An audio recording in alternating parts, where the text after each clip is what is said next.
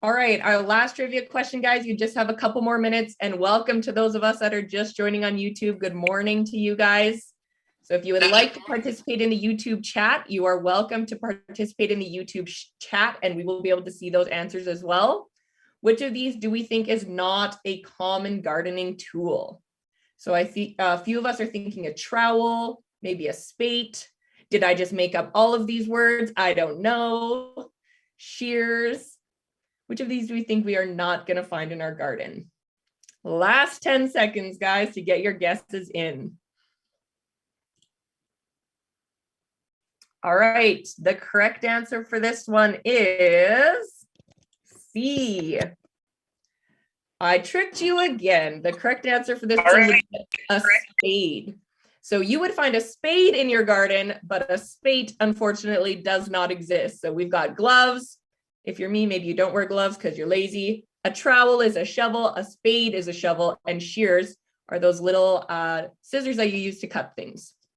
So good job on the trivia, everybody. Thank you very much for participating. I hope we got a little bit of practice using the chat because I would love to hear from you during our presentation today. So welcome to our presentation, Wild Spaces with the CWF. Very excited to hear about some of the school gardens that they've helped implement. And hopefully if we have time, maybe hearing from a few of you guys about some of the school gardens that you guys have going as well. So very excited for today. Thank you again so much for joining us. And we're going to go ahead and get started. I'd love to begin with a land acknowledgement. So I'd like to acknowledge that I'm joining on Treaty 6 territory. This is a traditional meeting grounds, gathering place, and traveling route to the Cree, Saulteaux, Blackfoot, Métis, Dene, and Nakota Sioux. I would also like to take a moment to acknowledge the importance of the lands that we all call home. Since we're meeting on a virtual platform, it's important to acknowledge the Indigenous peoples from all the lands that we're on today. We do this to reaffirm our commitment and responsibility to improving relationships and understanding of Indigenous peoples and their cultures, and to focus our thoughts and actions before beginning our conversations. Taking a moment to reflect on our connection to the land, the way we share it, and the food and sustenance that we gain from it is a crucial starting point before we engage in these kinds of discussions. So I invite everyone participating today to really focus on this connection as we learn and share our own relationships with the lands around us. We do have so many amazing schools joining us today. So I would like to take a minute to just have everybody in the group today really focus on this connection because we have a lot to talk about and a lot to share. And having that focus on the land, I think, is very important. And speaking of participating schools, wow, there are so many of you joining us today. Normally I could fit all of these on one screen so easily. I could barely get you guys all in here. So thank you so much to all of these amazing schools. I don't have time to go through every single one of you guys that was able to join us today, but hopefully you guys can see your school up there on the list. We have schools all the way across Canada, from coast to coast to coast. We also have schools joining us from the United States. Oh, sorry, just a quick reminder too, guys, make sure we keep our microphones muted so that we can hear the presenters speaking. So if you notice that your little microphone is off, just make sure you check and make sure you're muted, okay? But yeah, so thank you again so much to all of these amazing schools. I hope that you guys can see yourselves on the list. If not, feel free to give us a little hello in the chat. So good morning from Cold Lake High School. You can go ahead and give us a little good morning, but thank you again to all of these great people that were able to join us. A quick little review of what we're going to be working on today. So here's our agenda. We have two great presenters joining us. I will go ahead and introduce the first one in just a moment. And we will actually hopefully have some time at the end for you guys to share. That being said, we do have a little activity. So if we have time at the end, we will hopefully get time for you guys to share how your activity went. For the activity, you will need a pencil and a piece of paper. So while we get these introductions going, it would be great if those classes could get organized and get a pencil and a piece of paper for all of the students involved. I would love to see what you guys come up with during the presentations today. What we're hoping from you guys today is to get you to draw your favorite pollinator or wildflower. So if you guys were able to come to either of our other CWF events, we did a great event on powerful pollinators. So we learned a lot about different pollinators, not just bumblebees. The example I put on here was one of my favorite moths. So if you have a pencil and a piece of paper, it would be great if you guys could go ahead and draw some beautiful wildflowers and some wonderful pollinators and we'll hopefully get to take a look at a few of those at the end of the presentation. Okay, while you guys get organized, I am very happy to announce our very first presenter. So Ineze Baye is the education manager for the gardening programs at CWF. She has experience in outdoor experiential learning and is passionate about connecting children and youth to nature. So welcome, Ineze. Thank you so much for joining us. I'm very happy to hear what you have to share, and I will pass it over to you. Hi, Rebecca. Thank you for having me. Hi, everyone. If you can see me, give me a thumbs up. Great. So I'm just going to share my screen in just a minute. Amazing. It's coming up. Looks great. Great.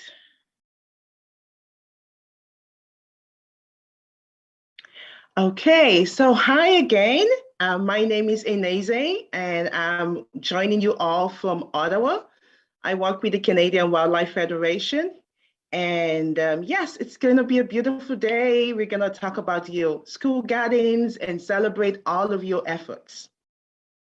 So before we continue, before we talk about your gardens, I'm just going to share a little bit about the Canadian Wildlife Federation.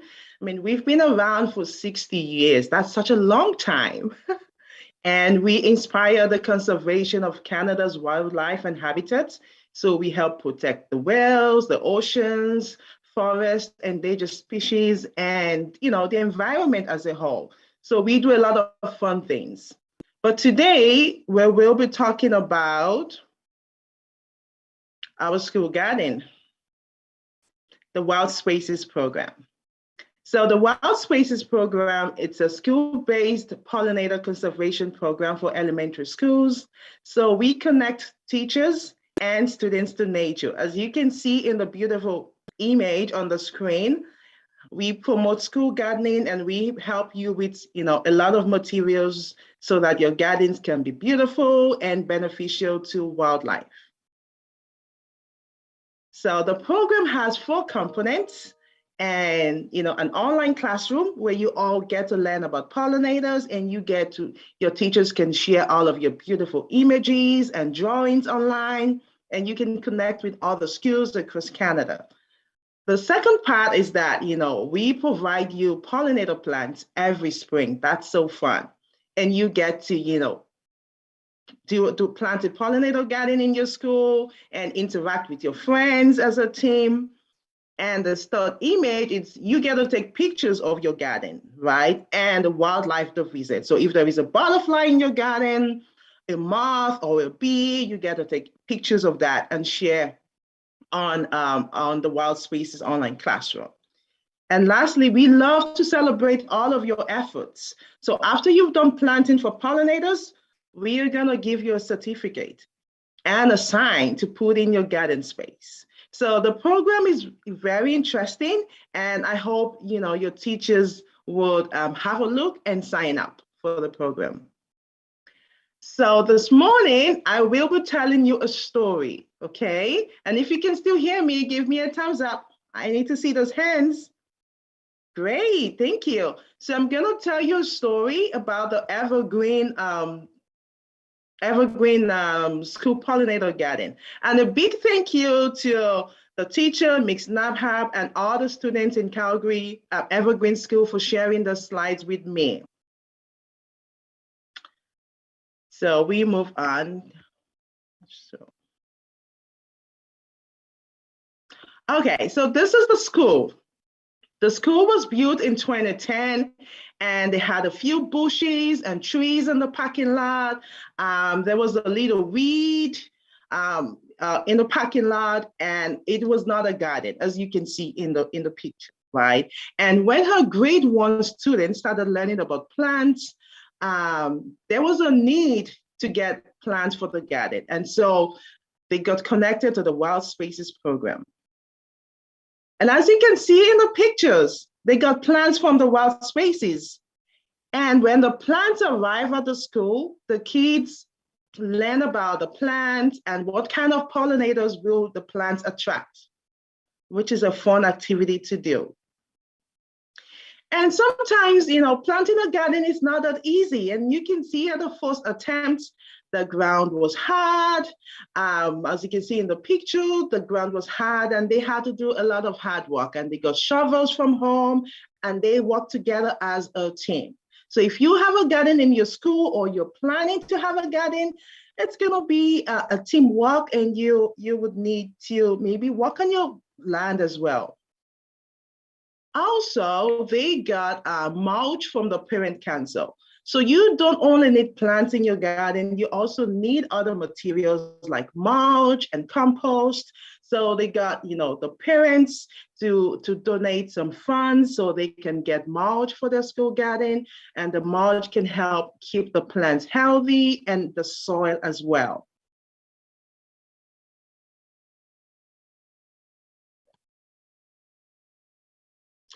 Also, they have worms in the classroom. Oh, isn't this amazing? So they have worms in the classroom, and they feed the worms with strawberry tops and lettuce, and they use the worm castings, so the poop. They use the poop to fertilize the plants, and they also put some paper in the worm container so that the worms can snack on the paper. And they also do some fun activities in the school. They have a bee night.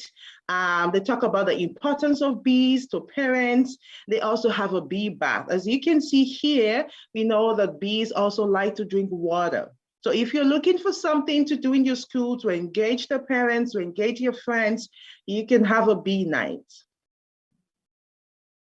And they also go on field trips.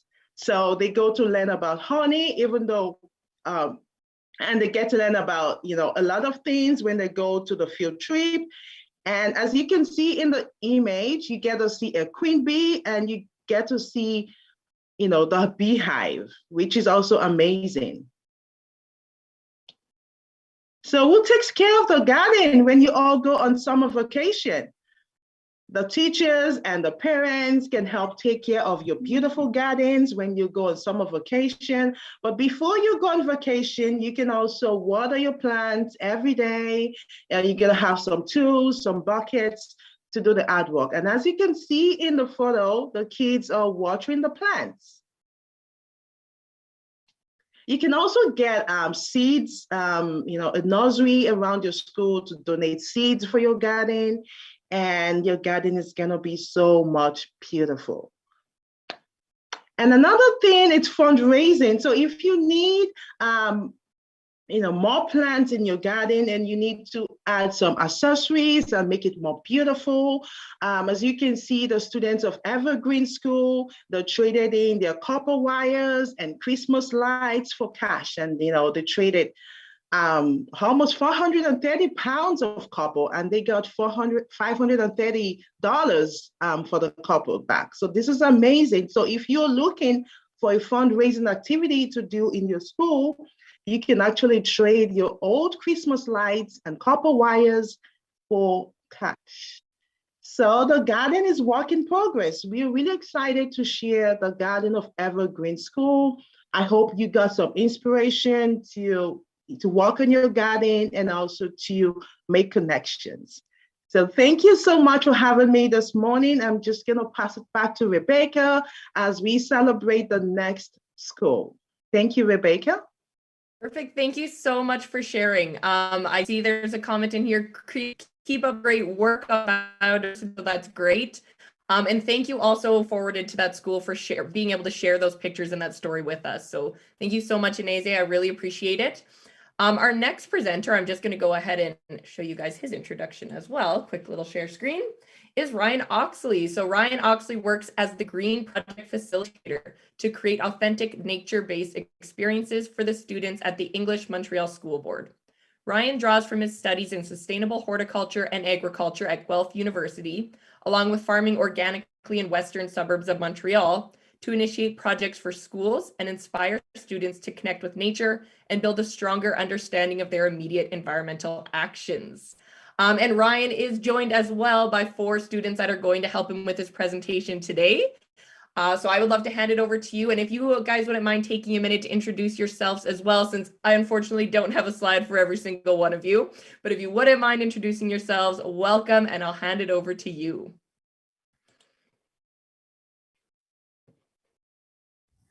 Oh, thank you so much. So, hi guys, I'm Ryan, Farmer Ryan, and we have my team right now. So what I'm gonna do is share my screen with everyone.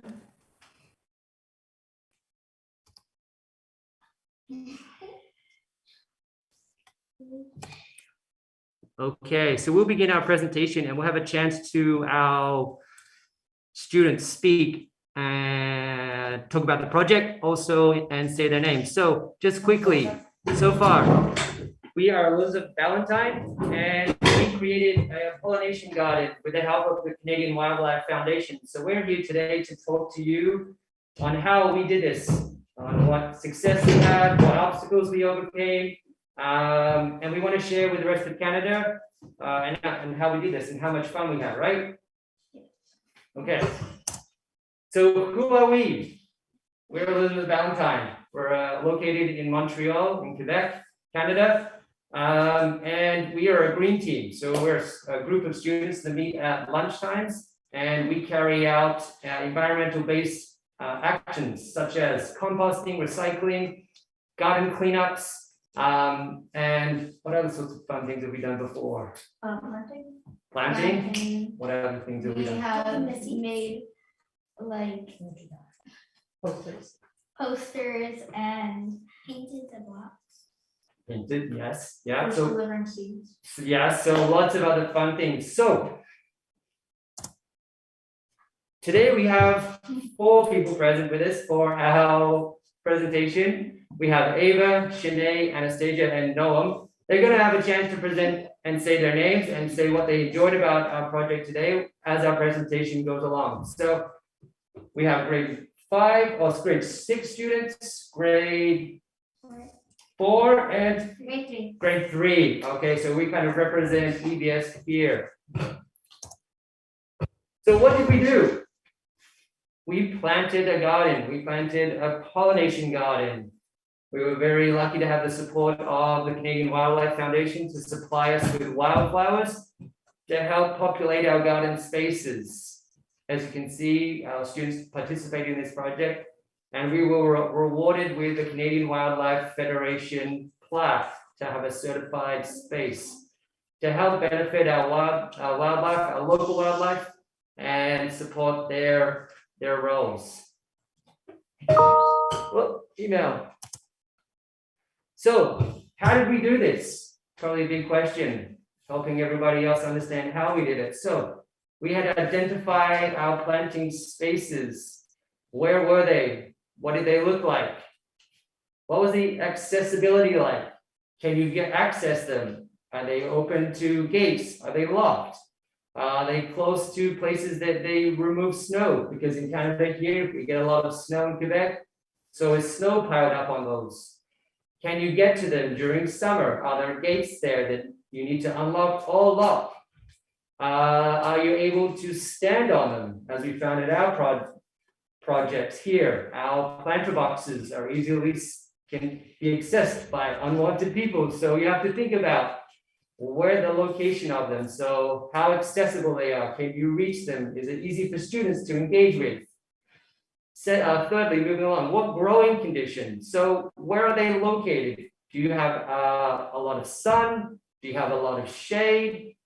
Where are they in relationship to other trees? Other sorts of things that are growing nearby. So you really want to understand specifics of when you're going to plant a garden, what is around it. Another very important thing is water access. So our school, we don't have water access. We'll talk about that, but it's very important for plants to stay alive. They need what? Water. So water, yes. So water is very important for our plants. So we need to have a good access to water that you can either turn on, turn off. You can reach a hose, or what else do we use if we don't use a hose? We use Water can. Water cans. Okay. And then suitable plants. So what grows well? What would be really good? What would suit that space? What would be able to grow in full sun? What can grow in the shade? What can grow when no one's around to water it? So we had to look at all of these factors. The big part of support. Who takes care of these gardens? Who helps you plant gardens? Where do you get funding from? So support is very crucial when planning out a garden. Who can maintain these places when you're not around? So that's a big part, and that's what we're going to talk about today. What made this project so successful, because we had some support. And so might be able to open your ideas about how things can happen inside your school, but can go beyond the school. And lastly, how did we do it to make our garden successful? We followed up. We had a great activity. I think Sinead is going to talk about it.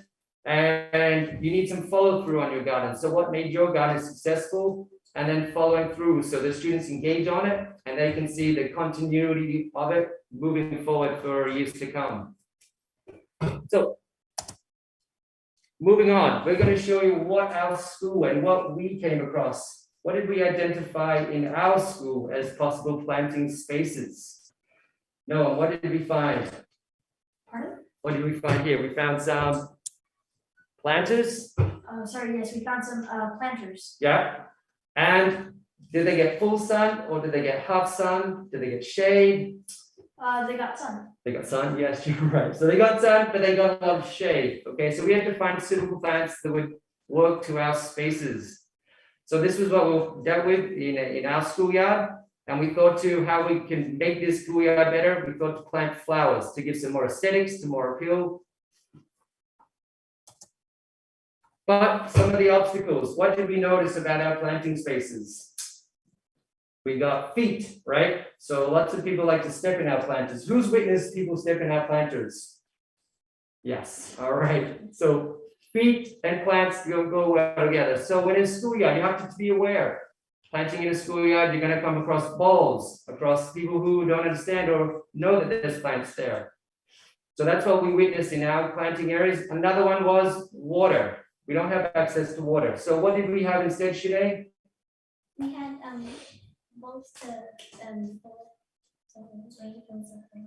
Well done. Sinead's pointing to our water barrels. As you can see on the screen, we collected rain because we didn't have any hoses or taps. We had to harvest rain from the gutters to then store it and then use that with watering cans to water our plants. Rain barrels are a great addition. They're very easy to install and can help you find that solution to access to water. Next, this is another project. I'd like to introduce Noam on what we did to find out our obstacle of feet. All right, so a while back, there were a lot of kids who were stepping on the, oh, pardon? Hi, sorry. My name is Noam. So what happened was that there were a lot of kids who were stepping on our plants. That was not only a hard work that was taken off, it was not good for our plants. We had to find a solution. So what did we do? We took some stepping stones and we painted them. We painted them in fun colors, good messages, to help avoid kids stepping on the plants themselves, but more on stones. This was very effective and actually quite fun to do. All right, thank you, Noam. As you can see, Noam explained our project. This was to help alleviate the obstacle of having feet or unwanted attention to our plants. So we painted up some stepping stones, placed them around. Do you think it worked, guys? Yes. It was successful? To some degree, yes, I agree. So it was very helpful. I think it was a fun project. Also gave a splash of color to the space when we didn't have our beautiful flowers growing. So this is something too that you can also observe your space when you're trying to find somewhere to plant and just be cognizant of and aware of will your flowers be in accessible space that doesn't want to have that necessary attention. All right, so looking at our obstacles here, where we're planting, we have half sun, half shade, we have unwanted feet, and how do we water our plants? We only have watering cans. So what will grow in our spaces? What will be successful? What will give us that attraction and color in our planters? Any idea, guys? What did we plant? We would plant flowers and different Wildflowers. Okay. All right. So Ava's going to explain. We planted wildflowers. So we planted wildflowers because they're from Canada and they can tolerate our weather and do not need to adapt. And they like support pollinators and also provide a habitat and food for wildlife. And your name. Oh, my name is Ava. Thank you, Ava. Yes, so Ava explained that we planted wildflowers, and we thought wildflowers are better suited to our garden spaces and our planters because all of these points that Ava said, wildflowers are from Canada, they can withstand our cold Quebec winters and also some of our hot summers when we don't get any water. They don't need to change. They're also ready to grow in our soils. They also don't need to shift or be adapting to having that kind of conditions. And then we need little maintenance to low maintenance, which is also helpful for us because we're not here in summer, are we guys? No one's around here in the summer. Okay, and then a really good point too is they don't need any pesticides or fertilizers. So they don't need that added care or more attention. So, and the big part, I think Ava said was they support our pollinators and they provide habitat and food for wildlife. So there's something here. Sinead, do you want to hold up our flowers here that we're growing? And you want to bring it to the camera? We can show everyone here. And this is what we're growing. We are growing some milkweed. And I'd like to ask you guys if you're growing anything in your classrooms right now. Can you put it in the chat and tell us what you're growing? This is a common milkweed that you would find in here, and it benefits our monarch butterflies as a host plant for their larvae. So, Sinead, you want to pop that down? And if you can tell us, guys, all the other participants, if you're growing anything at home, please let us know. We'd love to hear what you're growing. What do you think other people are going to be growing? Maybe basil, different kinds of flowers. Different types of flowers, maybe basil, maybe a banana plant. Oh, but those take a long time. Okay. All right. Let's move along. So, while supporting wildlife, why is this a really good thing? So we need to help and support our wildlife. And if we're familiar with our sustainable development goals, it fits in line with number 15.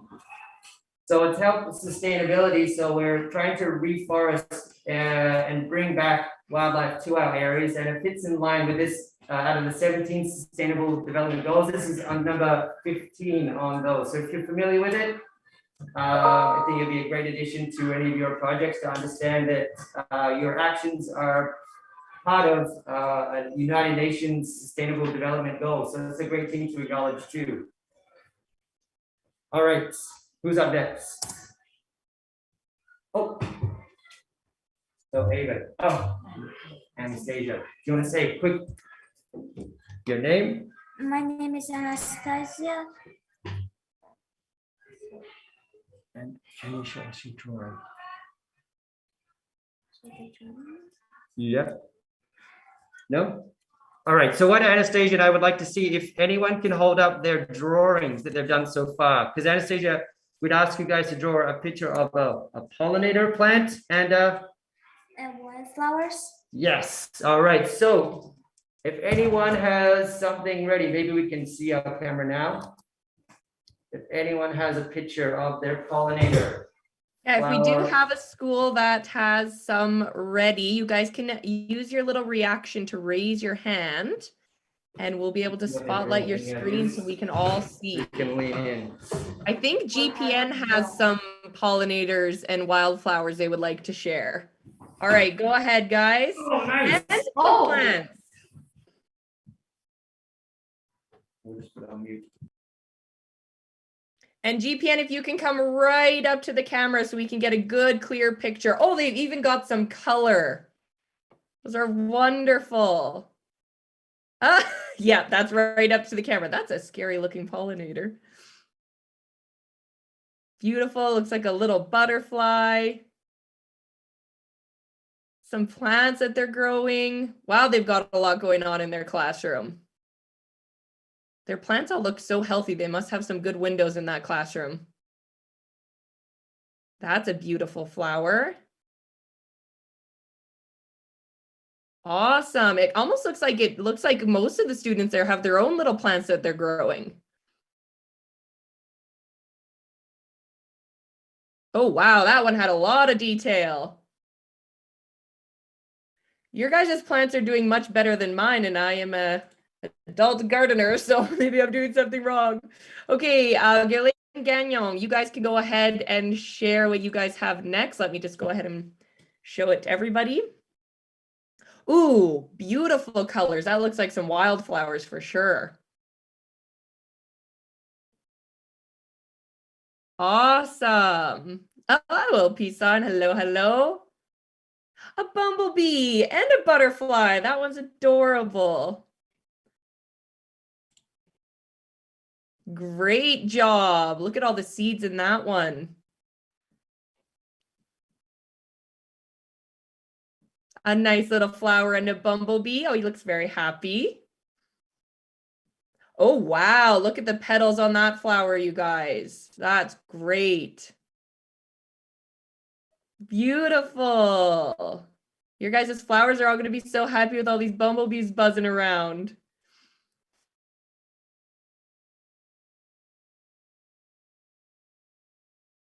Oh yeah, this one's got tons of pollinators. My garden would be very happy if that was happening. Oh, and we've got a little speech bubble there. Oh, it's a little bit too dark for me to read it. You might have to type it in the chat to let us know what she's saying after. You guys are welcome to unmute as well if you would like to share with what you're showing us. It says help support the earth. Beautiful. Help support the earth. That's wonderful. Thank you so much. Ooh, a nice grass. That is definitely what I see around here in Alberta. Awesome. Look at this plant. That's beautiful.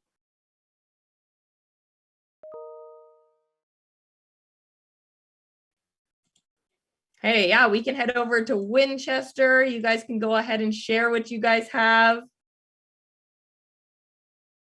Ooh, look at this one. So much shading. That looks awesome. I see a little bumblebee there. Kindergarten bunch right now. So let's one in, one out. Bring it up the shoulder. Turn it over. Turn it over the right way. Hold it up to the camera. Great color. Got a nice butterfly pollinator. Come on. Come on. Show your pictures quickly. Have your picture ready to go. You guys got so much color in yours. You've been working hard during this presentation. They have. Beautiful. Okay, come on in and show it. Show it on the screen. You have to turn it around. It won't stand up.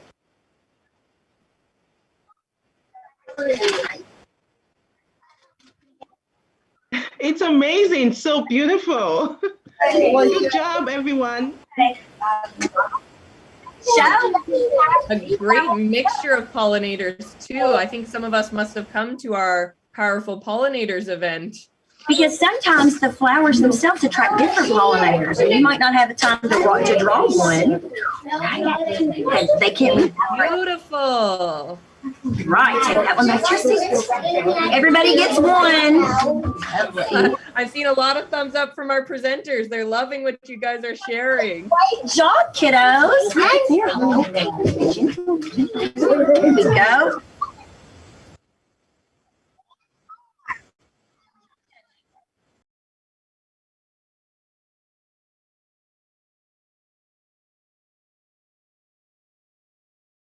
Oh, beautiful red. Okay, we've got time for a couple more, guys. Let's get them in so we can all see them. Beautiful flowers. Wonderful. I cannot believe the beautiful coloring. Thank you so much, Winchester, for sharing with us. Those were great.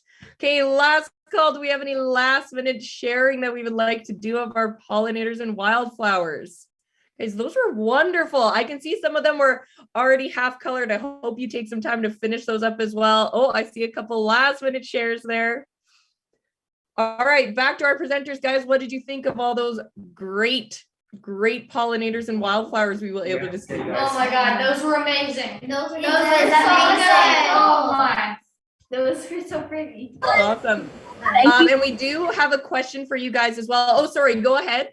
I was just going to say thank you all for sharing such great information with us. It really hit home with them. Thank you. Thank you. Yes, totally. We do have a question for Muriel Martin. So they're wondering, what are your favorite pollinators? Does anyone want to answer? What are your favorite pollinators? Anybody have anything to say? You have one? No. No? Sinead? What's your favorite pollinator?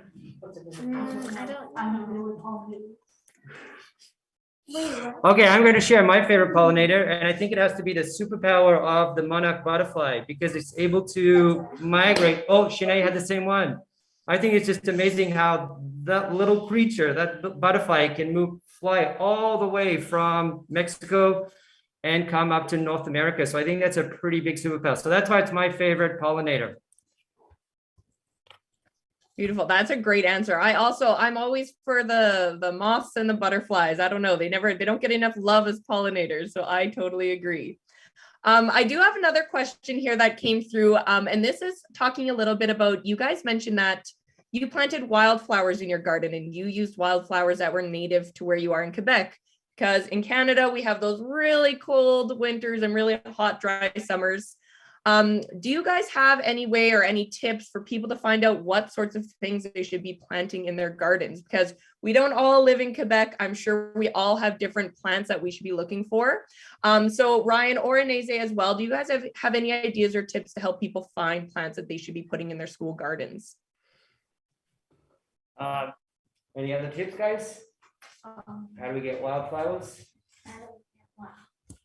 How do we know which kind of wildflowers are? Where do we locate them?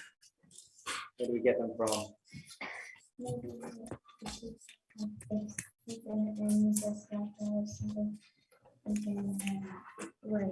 And then clean the garden so that we can make wildflowers so that it will not step on it, and we put like a gate so that I cannot step on it.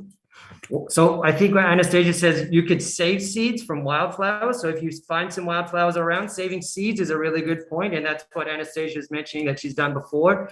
Also your local nurseries. So you need to go up to your local nursery and ask the people that work there specifically, you would like wildflowers from this area. That's a good point. Also consulting Canadian Wildlife Federation, and they'll be able to give you lots of answers for specific wildflowers that grow in your areas. Awesome. Thank you. I really do love the idea of going out and collecting those seeds. That's such a great idea.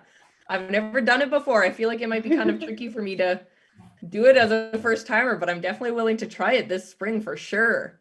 Ineze, did you add anything you want to add, or do you think you kind of covered that one? Oh, yes, they did. So they can go on the website. So we have a native plant encyclopedia. So it kind of shows you what plants and what native plants are in which regions. As Ryan mentioned, your local nurseries can also help. And when you go to nurseries, you can sometimes see some plants that attract pollinators. You can see some pollinators, hovering over some plants, and you can tell like, okay, this plant has enough nectar and pollen. And, yeah, I think that's good. Wonderful. Thank you. Okay. Last call here. We have a few more minutes before we need to start doing our wrap ups. Does any of our schools have any last questions for our presenters, or do we have any more that are now ready to share that we didn't get to our first try? So if we have any students that still would like to share, we do have a couple minutes. If you have some plants or drawings, you can just go ahead and raise your hand and we can go ahead and see if we can get a few more on camera before we run out of time here. Ghislaine Gagnon, yeah, I thought I could see you guys getting ready over there. Okay, go ahead. You guys are spotlighted.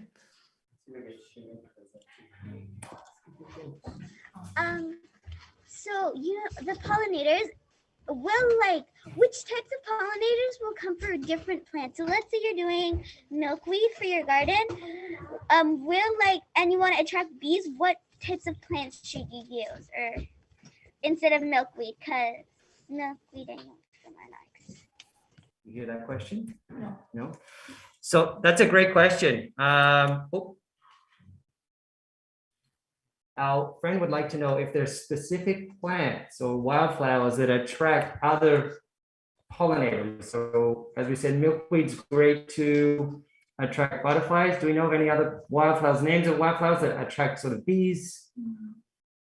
You remember some of those ones? It is a good question. Anyone want to help out? What colors were our wildflowers really? They're mainly what colors? We think about there were yellows, whites, reds, that's it, Orange. purples, orange. So they're the main colors that pollinators will really see. And though you want to go specifically using that color palette. So that's what our pollinators have a tendency and how do you say, the eye to catch are those bright colors. Not so much of those other sort of ornamental flowers, but more the wildflowers, because they're the colors that pollinators see really well. So my favorite one is goldenrod, and goldenrod is a bright yellow, and you see that up in Canada. And it's a prolific wildflower that produces a lot of nectar, great for bees, great for butterflies. So that's my choice. Also aster. Asters are others. So if you get your pen and paper, goldenrod and aster are two great beneficial pollinator plants for any wildflower garden. Awesome. And aster, those are those little purplish blue ones, correct?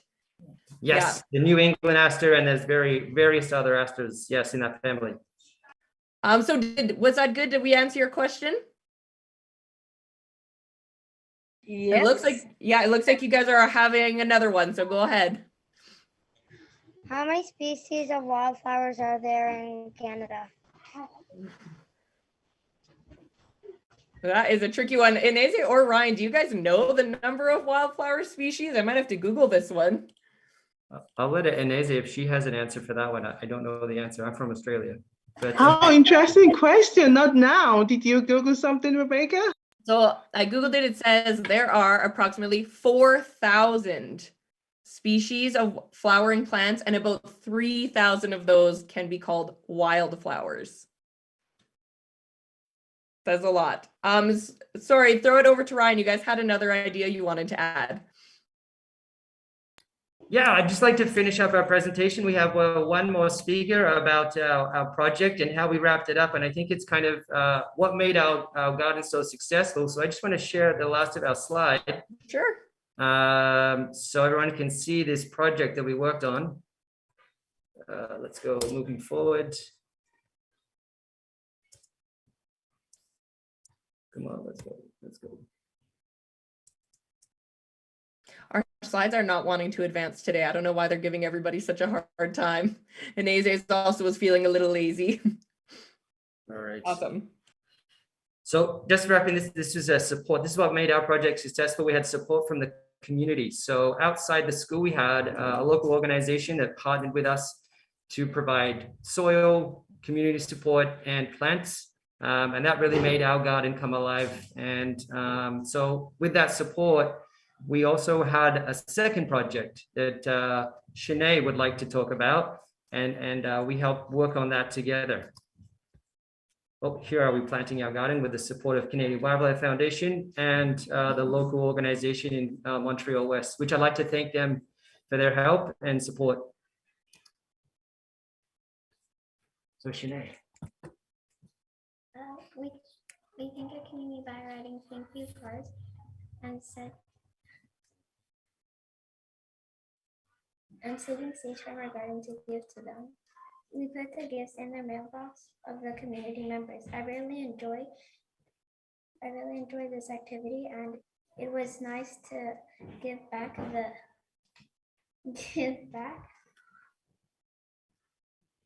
for helping our garden project. All right. That's it, Shanae. Nice job, Shanae. Thank you so much. So this was the last project that we worked on, was to actually say thank you to our community, and they helped support our garden. And a big part of it was to water our garden during the summer, which we were all away enjoying our summer holidays. So no one was here to take care of it and to make sure our gardens bloomed in the fall. They watered for us, but then we also saved seeds, as Shanae mentioned. So we went into the garden, we saved some seeds, as you can see on the screen, and we made seed packets.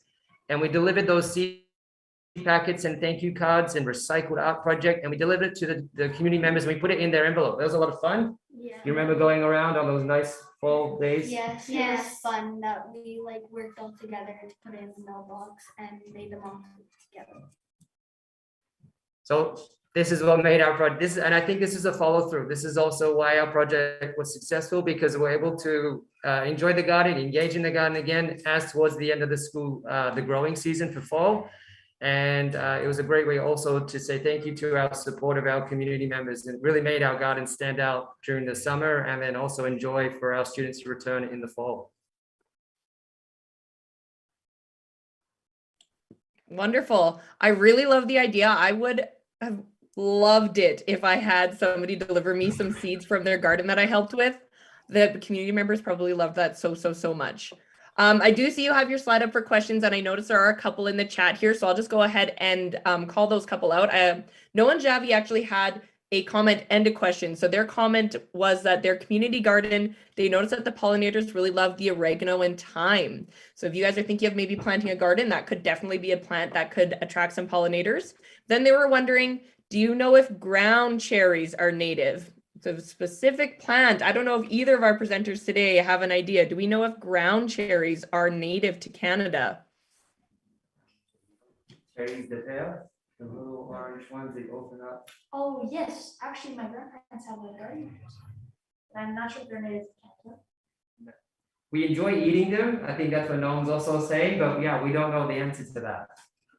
Yeah. Well, they're definitely here then. I don't know if they're native. We'd have to look into that one after, but that's very cool that your grandparents have them. You guys, you and Noah and Javier must be having the same snacks out of your garden, I think.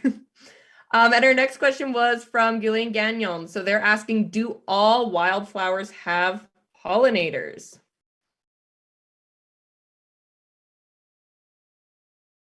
And Ineze as well, if you would like to, yeah, you can go ahead and answer. So yeah, not all wildflowers can attract pollinators, as you know, some of the flowers might have been overcultivated, and some of the flowers might don't have enough nectar and pollen. So not all pollinators are attracted to some specific types of wildflowers if they don't have a lot of nutrients to offer them. Yep. I see our presenters nodding over there. Yep. Okay, awesome. And our last call, guys, I will just say quickly, if you guys do have any last questions, you can go ahead and pop them in the chat. I'm just going to go over a couple of things to start to wrap up here, but we should have a couple more minutes at the end if you have last minute questions you need to have answered. So I would love to share this with you. Ineze kind of mentioned it quickly. They run their Wild Spaces program. So if you were very interested in what they were saying about the school gardens and you are interested in starting a school garden, Wild Spaces is a wonderful program to sign up for. When you sign up for it, you get free pollinator-friendly plants to plant in your garden. They're very supportive of teachers. So if you still don't have a garden or you started a garden and you want some more support, please click on this link in the chat, or you can follow it from the screen here and sign up for Wild Spaces, because it is a wonderful program. I know a few of us today have already received some free seeds from the CWF, so you guys already know how great they are. But if you are wanting to get some pollinator-friendly plants, this is a really great way to do it. And the last reminder I'd like to have for you guys is from our side over here. We have a few more events before the end of the year. I know we're kind of thinking about the end of the school year here, but we still have a couple months left. So we still have a couple elementary events coming up. So our first one is Endangered Species Day, which is coming up soon, May 20th. If you'd like to learn about some endangered species in Canada, our focus is going to be on wolves. So if you think wolves are very interesting, you should definitely sign up for this one.